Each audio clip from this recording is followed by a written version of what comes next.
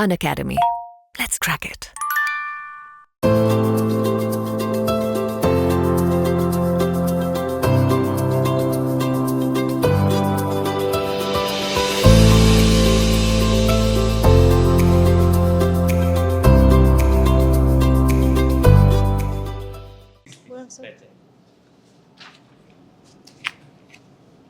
Divya ji, yes कैसे हैं आप? सर ठीक हूँ. चलिए, starting with a quick introduction. Yes. आप जिस भी लैंग्वेज में कंफर्टेबल हैं आप बोल सकते हैं. अपने बारे में कुछ बताइए. So my name is Divya Bharti. I belong to Prayagraj, Uttar Pradesh. I have completed my high school from Bishop George School, and my intermediate from Bishop Johnson's School and College with first division. Then I did my graduation in BA LLB honors from Allahabad University, and my LLM from the same university, Allahabad University too, with distinction. Yes. Great. बताइए मेरे को सबसे पहले कि आप court गई हैं कभी? कोर्ट जाना हुआ? Yes sir. तो कोर्ट्स में क्या ऐसी 3 चीजें आपको लगी जो आज के टाइम पे चेंज होनी चाहिए in order for an effective justice delivery system? क्या चैलेंजेस जिनको आप सुधारना चाहेंगे? सर पहले तो मैं ये बोलना चाहूँगी कि कोर्ट में टाइमिंग जी. Of the lawyers of the advocate वो सही होनी चाहिए. मतलब कुछ टाइमिंग कुछ किससे थोड़ा सा और डिटेल में बताइए. जैसे जैसे केसेस लगते हैं जी. तो उसमें भी टाइमिंग थोड़ा मतलब ऑन द टाइम जैसे कुछ लोग नहीं पहुंच पाते. जैसे सर जब मैं इंटर्नशिप कर रही थी इन 2014, जी. So it's been 10 years, so I don't remember कोई ऑल द बात नहीं. थिंग. हाँ. तो जैसे सर केस की टाइमिंग लगी तो जो मेरे सीनियर थे, सॉरी सर, लेकिन वो मतलब ऐसे टाइम पर नहीं पहुंचते थे, तो उनके जो जूनियर्स थे वो उनको करना पड़ता था. सो आई थिंक कि टाइम से पहुंचना नहीं, बट इसके लिए कोई एक अपने को मैकेनिज्म बनाना पड़ेगा ना, क्योंकि Yes. कभी कभार जेन्युइन चीजें भी हो सकती हैं. एडवोकेट का किसी और कोर्ट में भी मैटर लगा है, कभी उनको कुछ पर्सनल इमरजेंसी भी आ सकती है. तो आप कैसे मतलब एक मैकेनिज्म बता सकती हैं कि हम क्या करें कि हमारा ऑब्जेक्ट भी फुलफिल हो जाए और किसी के साथ इनजस्टिस भी ना हो? सर मैकेनिज्म सर चलिए कोई बात नहीं. कोई और क्या चेंजेस लाने चाहिए टाइमिंग के बाद? सर और जो ये काफ़ी डेट्स वाला चीज़ें हैं वो थोड़ा सा मतलब एडजॉर्नमेंट्स के. हाँ थोड़ा सा ज़्यादा नहीं होना चाहिए. मतलब जैसे हर काफ़ी साल तक केसेस चलते रहते हैं, उसको थोड़ा सा कम करना चाहिए कि केसेस 10 साल ना खिंचे. थोड़ा है. टाइमली कंप्लीट कर दिया जाए, हम्म. जस्टिस जल्दी मिले. तो वो चीज़ एक चीज़ सही करनी चाहिए आई थिंक. और तीसरी? और सर तीसरी सर और इंटर्नशिप्स करवानी चाहिए स्पेशली जो students. हाँ लॉ स्टूडेंट्स की. उनको कोर्ट ज़्यादा ले जाना चाहिए ताकि वो देख सके कि वहाँ पर चीज़ें कैसी हैं, उनको हेल्प मिलेगी आगे अपना फ्यूचर सिक्योर करने में कि उनको जुडिशरी में जाना है या एकेडमिक्स में जाना है या एडवोकेट बनना है. तो हर कॉलेज में ये करवाना चाहिए कि स्टूडेंट्स को ईजिली हाई कोर्ट में या फिर जो भी डिस्ट्रिक्ट कोर्ट है उसमें इंटर्नशिप के लिए भेजना चाहिए. पहला अटेम्प्ट है आपका ये? Yes sir, it is my first attempt. First attempt overall कि पहले कोई प्री मेंस दिया हुआ है? सर मैंने राजस्थान और हरियाणा का प्री दिया था, but I didn't qualified with for 5 और 4 नंबर. Okay. और ये मेरा फर्स्ट क्या आपको अटेम्प्ट है कुछ गलती आइडेंटिफाई हुई जो वहाँ करी थी और यहाँ पे आपने उनको सुधारा? Yes sir, I was not fully prepared. Completely I was not prepared, like I was not completed my CRPC and CPC, so that's why. Yes, एक दो छोटे क्वेश्चंस और बता दीजिए. उत्तर प्रदेश में कितने डिस्ट्रिक्ट्स हैं? so 75. अभी जो सैंक्शन स्ट्रेंथ है इलाहाबाद हाई कोर्ट की वो कितनी है? So it's 170. और सिटिंग जजेस कितने हैं? So 90 something, 90. अच्छा. इंडियन पिनल कोड में कोड का क्या मतलब है? So what? Indian penal code में what is the meaning of code? Code. Yes. आपका फेवरेट सब्जेक्ट है शायद So yes sir, Hindu law and then IPC. IPC. तो what is the meaning of code then? So संहिता, code, rules maybe. Definition चाहिए. So sorry sir. कोई बात नहीं. Abusive language अगर किसी ने बोली है जो ऑब्सिन नेचर की नहीं है, कौन सा ऑफेंस बनेगा? So obscene nature की नहीं है. Language abusive. पुलिस किस में केस बना सकती है, मतलब संभावना फिर भी है या नो ऑफेंस? Defamation में डिफेमेशन नहीं करा, डिफेमेशन नहीं करा।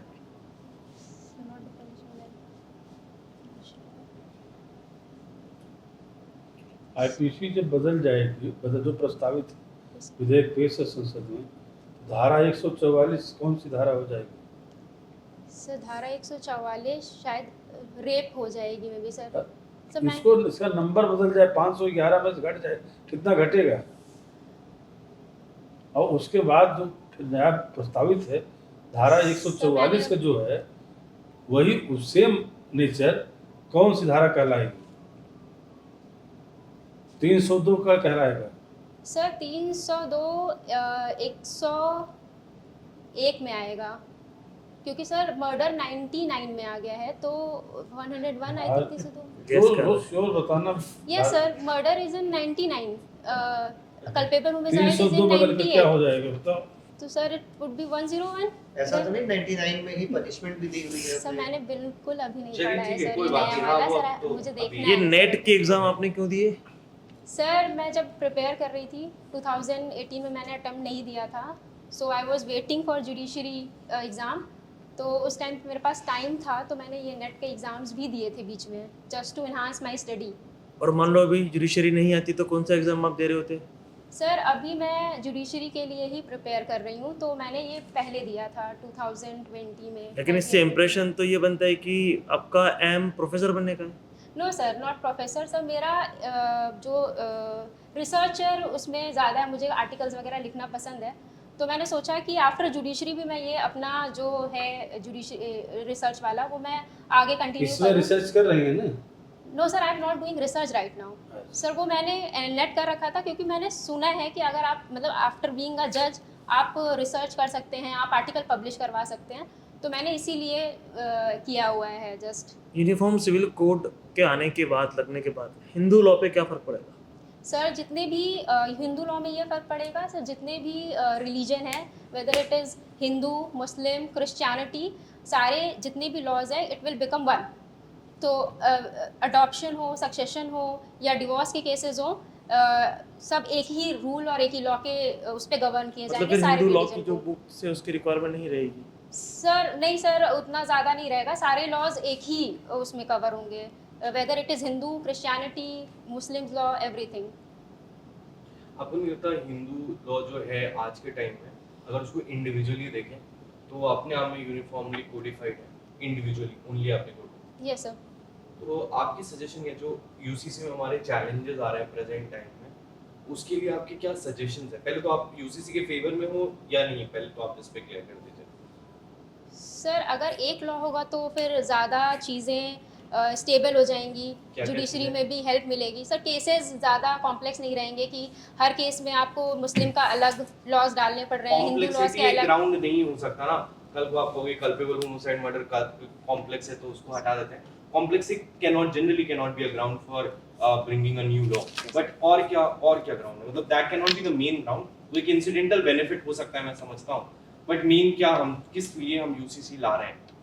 सर एक यूनिफॉर्म जो प्रोसीजर है उसको सिंप्लीफाई करने के लिए ही बेसिकली ये लाया जा रहा है कि सारे जितने भी लॉज हैं सारे अलग अलग रिलीजन्स के, उनको इक्वली ट्रीट किया जाए, इक्वल फुटिंग पे सारे रहें, इसीलिए। अच्छा, Yes. ओके। तो अब आप बताइए कि आप इसके फेवर में हैं? सर यस सर, कहीं ना कहीं यस, क्योंकि ये सिंप्लीफाई कर देगा प्रोसीजर एंड टाइम लेस लगेगा इसमें, और लॉज अगर एक रहेंगे तो केस फाइलिंग में भी आसानी रहेगी, तो आई थिंक कि इट इज़ बेनिफिशियल। ठीक है, तो आप बस मुझे फाइनली ये बता दीजिए कि आज जो प्रॉब्लम्स आ रहे हैं पर्सनल लॉज के, उसको सही करने के लिए आपके सजेशंस क्या हैं? मतलब हम यूसीसी की तरफ बढ़ रहे हैं, तो ये जो कॉम्प्लेक्सिटी, जो कन्फ्लिक्ट्स आ रहे हैं, इनको रिजॉल्व करने का एक तरीका आप बता दीजिए जिससे हम इस पे आगे बढ़ सकते हैं। सर आई थिंक इसमें यूनिटी फॉलो करनी चाहिए और सबको इक्वली लॉज को ट्रीट करना चाहिए, चाहे जिस भी रिलीजन से हो, तो ये ज़्यादा इजी हो जाएगी अपने। एज अ लेजिस्लेचर देखिए, ये तो बिल्कुल आइडियल बात है ही यस सर। कि हमें सबको यूनिटी से रहना चाहिए, सब चीज़ें।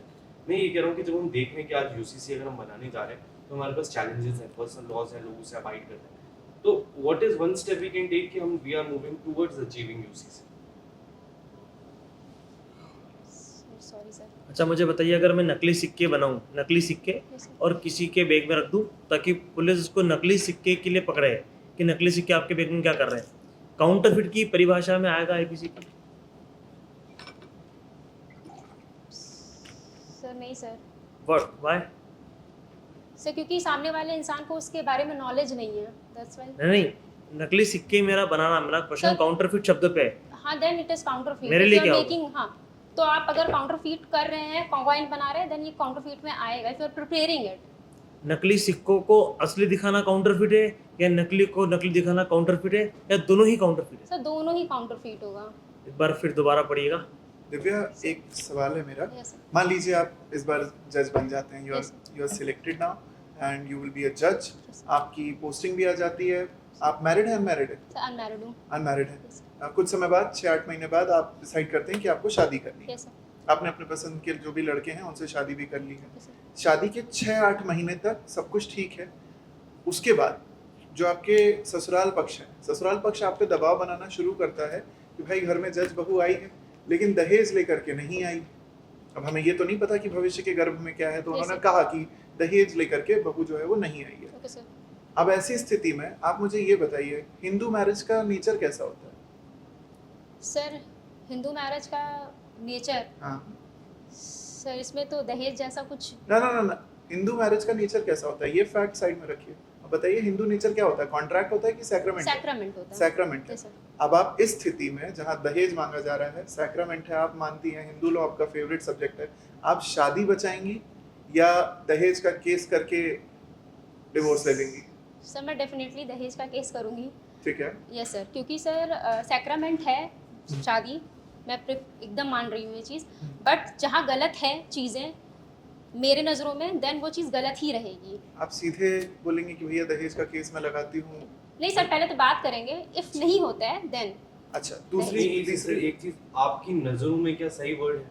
सर दहेज, नो सर। नहीं, मैं कह रहा हूँ, आपने कहा कि अगर मेरी नजरों में कोई चीज गलत है, मैंने कहने का मतलब है कि सर लीगली कोई चीज गलत जैसे है लीगली कि दहेज आपकी लेना, नजरों में। नहीं सर दहेज लेना इज लीगली गलत। हाँ, तो- वर्ड का चॉइस। हाँ सर, सबके लिए ये गलत है, जी, not for me only, everybody. यही मैं ये आपसे गलत चाह है, तो फिर सर इसके अगेंस्ट तो वो करना पड़ेगा ना, कि एक्शन लेना पड़ेगा। मैं अगर बस हम, चॉइस ऑफ वर्ड्स पे बोल यस रहा सर, हूँ, अगर हम बाकी चुप आप- रह करके बैठेंगे तो ये फिर तो इनजस्टिस हो दिव्या, जाएगी। दूसरा सवाल, मान लीजिए शादी हो गई, यस सर। बढ़िया अच्छा रिसेप्शन, सब लोग खाना वाना खा के Yes. घर गए। अब आप जाती हैं अपने घर, ससुराल जाती हैं, Yes. वहाँ पे बढ़िया चल रहा है, 6-8 महीने, साल भर हो गया, 1.5 साल हो गया, 2 साल हो गया। अब ससुराल पक्ष जो है वो आप पे और आपके जो हस्बैंड हैं उन पे प्रेशर बनाना शुरू करते हैं कि अब आपको एक बच्चा कर लेना चाहिए। ठीक, ऐसी स्थिति में आप अब क्या करेंगी? अगर आपको बच्चा नहीं करना है तो आप बच्चा भी, you will succumb to the thought कि ठीक है भाई, परिवार वाले जोर बना रहे हैं, दबाव लगा रहे हैं, तो हम बच्चा कर लेते हैं, या फिर you will still stay on your ground कि नहीं भाई मुझे अभी बच्चा नहीं करना, मुझे अपने करियर में आगे जाना है? Sir I still stay on my ground, I will focus upon my career. ठीक है। Yes sir. आपका कोई और, अच्छा ठीक है। Yes, sir. तीसरी कंडीशन, मान लीजिए आप जज बन जाते हैं, यस सर। आप ही के कोई दूर के बहुत रिश्तेदार हैं, डायरेक्टली कनेक्टेड नहीं है, लेकिन वो न्यूज़पेपर में इश्तिहार दे देते हैं कि हमारे घर की एक लड़की जो है दिव्या, वो अभी रिसेंटली जज सिलेक्ट हुई है और जो भी सूटेबल ग्रूम हो सकते हैं वो आए और शादी का प्रस्ताव दें। क्या ये दहेज की डिमांड का एडवर्टीजमेंट माना जाएगा या नहीं माना जाएगा? नो सर, इसमें कोई गिविंग या टेकिंग या आस्किंग नहीं है मनी का या फिर किसी भी चीज़ का, तो ये एक तरीके से एडवर्टीजमेंट है just for the marriage. It is not a proposal for dowry. I don't think so sir. Are you sure? याद कर लीजिए डाउरी प्रोहिबिशन एक्ट, सेक्शन याद कर लीजिए, उसके वर्ड्स याद कर लीजिए, फिर जवाब दीजिए। Advertisement is given in section 4 of dowry 4? Prohibition. 4A, 4 capital A I think. Decide कर लो भाई 4 है कि 4A है। Sorry sir, I can't recall the ठीक है, तो अब अगर डेफिनेशन का सेक्शन नहीं याद आ रहा तो ये बताइए। सर एडवर्टीजमेंट देना is crime. Yes sir, it is punishable offence. Change कर रहे हो आप आंसर? Yes sir. पक्का? Yes sir. ठीक। चलिए, ये मान लेते हैं आप सिलेक्ट हो जाती यस हैं सर। और आपकी पोस्टिंग एज अ सिविल जज जूनियर डिवीजन हो जाती है। Yes sir. आप एक केस में ट्रायल कर रही हैं, सिविल सूट है, उसमें ट्रायल कर रही हैं, और सिविल सूट में ट्रायल के दौरान आपके husband as a witness appear होते हैं। Okay sir. ठीक, और एज अ विटनेस वो अपीयर होने के बाद फॉल्स एविडेंस देते हैं। ऐसी सूरत में आप क्या कर सकती हैं? सर फॉल्स एविडेंस देने का section I think sorry sir is given in section 191। अगर आप फॉल्स एविडेंस देते हैं तो इट ठीक है, इज फॉल्स एविडेंस क्या होता है वो वहाँ डिफाइंड है, हाँ सर। लेकिन अब आप क्या 192 करेंगे अपनी पावर्स के इस्तेमाल करने में? सर फॉल्स एविडेंस देने पे it's given in 192 it is a punishable offence of giving false evidence या फैब्रिकेटिंग फॉल्स एविडेंस, तो ये पनिशेबल होगा। अगर वो मेरा हस्बैंड भी if he is giving false evidence then it is punishable, so I will give punishment. आप वहाँ पनिश कर सकती हैं तुरंत? नो सर, प्रोसीजर होगा सर, आई कांट। नहीं तो मैं पर- प्रोसीजर जानना चाहता हूँ आपसे। सर प्रोसीजर होगा वो पूरा नहीं सर, प्रोसीजर मुझे पूरा नहीं आता सर। सीआरपीसी पढ़ा है आपने? ये सब पढ़ा है बट अभी मैंने पूरा कंटिन्यू उसके गो थ्रू नहीं किया है पूरा सर। अच्छा, ये सीपीसी में जाएगा, सीआरपीसी में जाएगा? सीआरपीसी में जाना चाहिए। आप सिविल जज की तरह पोस्टेड थी वहाँ पे, यस सर। ठीक है? आपके हस्बैंड आते हैं फॉल्स एविडेंस सर तो मेरे उसमें जुरिस्डिक्शन में ये आना नहीं चाहिए, maybe if I am civil जज so how can I take criminal cases? अच्छा, आई तो थिंक फिर क्या होगा, कुछ आइडिया? सर जो फिर मैं मतलब इसको फिर ट्रांसफर करना चाहिए क्रिमिनल कोर्ट में, जो भी हाँ। जुरिस्डिक्शन होगा क्रिमिनल कोर्ट का उसमें जाना चाहिए। आप जेएमएफसी भी हैं, आपके पास भी पावर है, देन वो कर सकते हैं केस उस पे। इफ आई एम जेएमएफसी तो ट्राई किया जा तो आप सकता ट्रायल है कर लेंगी वहीं पे तुरंत? सर। वो प्रोसीजर होगा उसका सर, मुझे प्रोसीजर नहीं है। अच्छा, आपके हस्बैंड अक्यूज्ड हैं, ओके तो सर। क्या इससे कोई फर्क पड़ेगा इस बात से? यस सर, जो जजेस हैं वो can't take case of their relatives, हाँ। So I can't try that case. CrPC में कौन सा सेक्शन इस बारे में? सर सॉरी सर, अच्छा है, बताइए। अगर आपके पति फॉल्स एविडेंस दे रहे हैं और आपको पता है कि ये व्यक्ति झूठ बोल रहा है मेरा हस्बैंड, आप उन्हें स्टॉप करेंगे वहीं पर या बाद में रुक कर आप केस करेंगे उनके ऊपर? Sir if my husband is giving false evidence तो सर ये तो एविडेंस में जाना चाहिए, कम्युनिकेशन आप वाले। चाहे तो रोक भी सकते हो, लेकिन अब आपके पास ऑप्शन है। Sir as a husband wife it is privileged communication, तो शायद कोर्ट में आप जैसे जज बैठे हुए हो, वो एज ए विटनेस है, प्रिविलेज कम्युनिकेशन कैसे होगा, सब सुन रहे हैं। सर तो शायद सर रोक सकते हैं। Then if it is not a privileged communication then आप रोक देंगे, आप एविडेंस मत दीजिए, आप जाइए बाहर। नहीं सर ऐसा नहीं होगा। आप बोल रहे हैं? प्रोसीजर होगा थोड़ा थोड़ा उसके मतलब? बेसिस पे सर प्रोसीजर होगा कोर्ट का, कुछ फॉलो किया जाएगा रूल्स एंड कि कोई विटनेस झूठ बोल रहा है तो कोर्ट रोके, इसका नहीं प्रोसीजर सर, होगा। पूरा सुनने के बाद फिर तो डिसीजन जज का होगा। उसके बाद तो फिर केस करना ही है। सर देन उस पे जो भी चार्जेस लगेंगे तो वो लगा सकते हैं हम उस पर।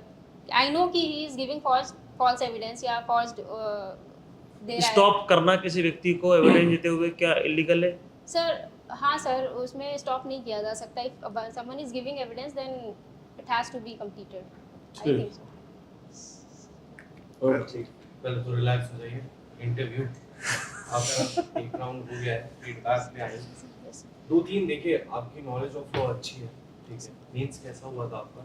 सर मेरा मेंस बहुत अच्छा तो नहीं गया था, ठीक गया था, बहुत खराब भी छूटा नहीं तो गया नहीं था। था? नहीं सर, कुछ नहीं छोड़ा था। अभी एवरीथिंग इंटरव्यू आपका dated sir 18th। 18 yes sir, आ सेकंड गया है, बट लॉ की नॉलेज आपको ठीक है। यस बेटा एक जो फंडामेंटल प्रॉब्लम हम लोग को शायद सभी को लगी होगी, वो है आपको एक बार क्वेश्चन के बाद रुक के सोचना है।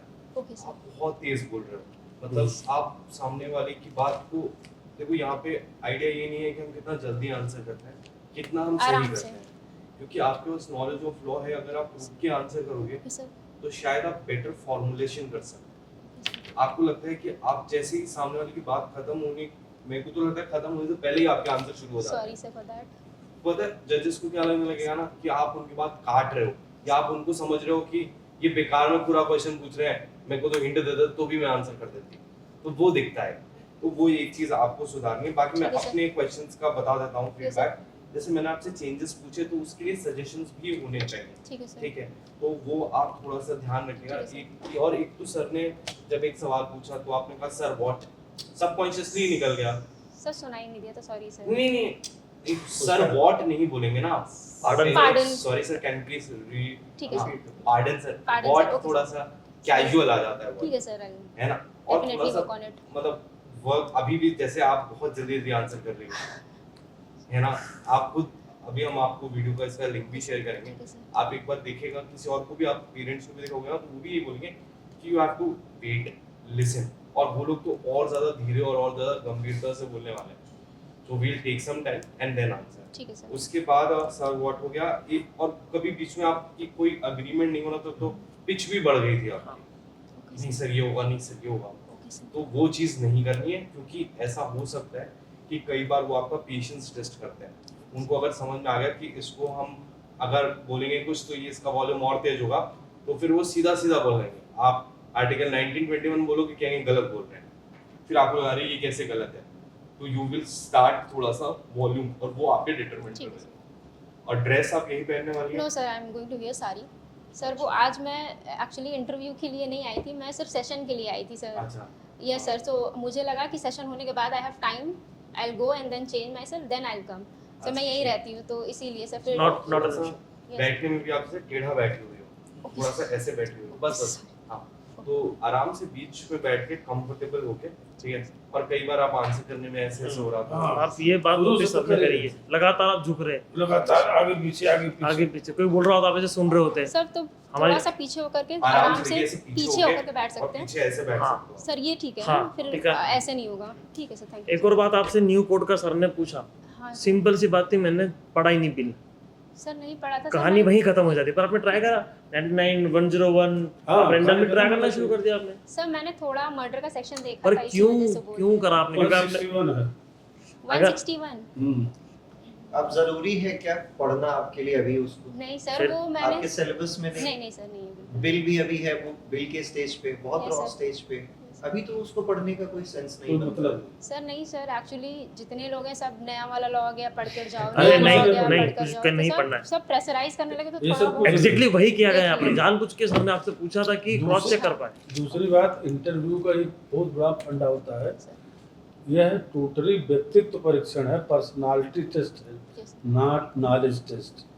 दूसरी बात, आपसे वही पूछा जाएगा जो ये पता है कि आपको आता है। okay, sir.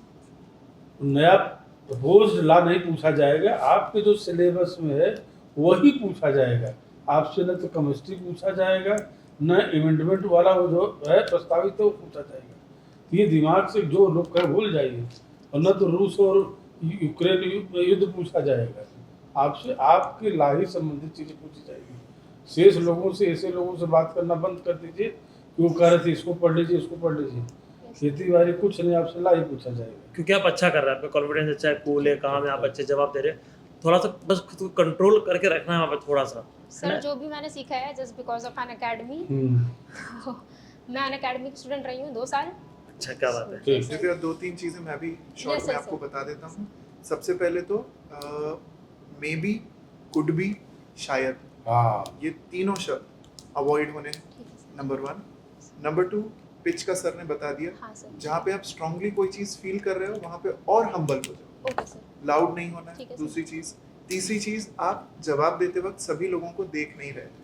सर अच्छा ये ठीक है। गड़बड़ हुई है। समझ लो एक बार। नहीं, हुई है। सबकॉन्शियसली कहीं सर कहीं मुझे तो- लगा जो पूछ रहे हैं क्वेश्चन मैं सिर्फ जैसे उनको मान आंसर लीजिए करूं। दिव्या, मैं सवाल कर रहा हूँ, यस सर, तो आपसे सवाल अगर मैं करूँ तो आप जब तक मेरी बात सुन रही हैं तब तक आप ओके, देखो उसको जवाब तो सब सुनेंगे ना। जवाब तो सभी सुन रहे हैं, अच्छा सर, तो सॉरी किसी सर। को इग्नोर नहीं करना। सर आई थॉट इस- जो पूछ रहे हैं सवाल सिर्फ उनको नहीं, देख नहीं, सर, नहीं, सबको इसलिए। सबको एड्रेस Sorry, करना, sir। नहीं, नहीं, courtesy सबको। होती है। ठीक है sir. Board is a one unit. जैसे आपने Okay, गुस्सा एक बार नमस्ते किया ना, हाँ। सबने एक्सेप्ट कर लिया, हाँ, हाँ। उसी तरह से आपका जवाब सभी एक्सेप्ट कर रहे हैं, जी तो सर, सबके तरफ मुखातिब होना सॉरी सर चाहिए। फॉर दैट, एक- मैं ये ध्यान एक रखूंगी। पर्सनालिटी बेस्ड, जैसा सर ने कहा कि पर्सनालिटी पे टेस्ट किया जाएगा, मैंने वही 3 क्वेश्चंस ही आपसे पर्सनालिटी वाले ही पूछे थे, Yes, जिसमें आप खुद ही जज भी होते, विक्टिम भी आप ही होते, सब आप होते।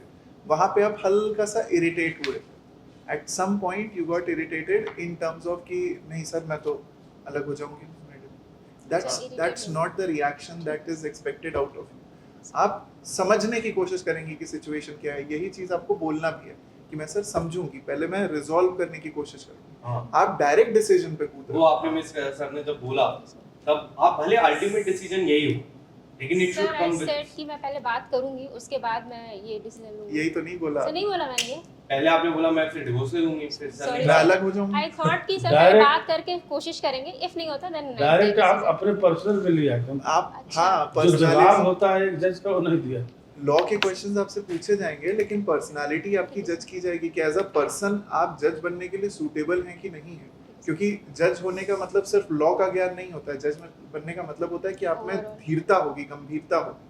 अगर गंभीरता नहीं दिखेगी तो पर्सनालिटी में हमारे नंबर कट जाते हैं। हाँ सर, साथ ही साथ मैंने आपसे एक और क्वेश्चन पूछा जो एक तरीके से फेवर वाला था, नुकसान वाला नहीं था, एडवर्टीजमेंट। अब आप एडवर्टीजमेंट में सेक्शन 4 और 4A पे कंफ्यूज हैं। इससे ये समझ में आ जाता है कि जो 9 माइनर लॉज हैं उसमें मोटा मोटा अगर आप सुपरफिशियली भी देख के चले जाएंगे कि किस बारे में है तो आपका काम हो ठीक है जाएगा। सर। ओवरऑल आंसरिंग में कोई प्रॉब्लम नहीं ठीक है है, sir. Answering is good. Personality based question के लिए खुद को उस जगह पे रख के देखें ठीक है और सर। तब आंसर बनाएं तो वो ज्यादा शालीन आंसर होगा, जी बेहतर। Sir. Good luck, well done. Good thank you luck, sir. Thank thank you. You sir. और एक और आप किस कैटेगरी को बिलोंग करते हैं? Sir SC.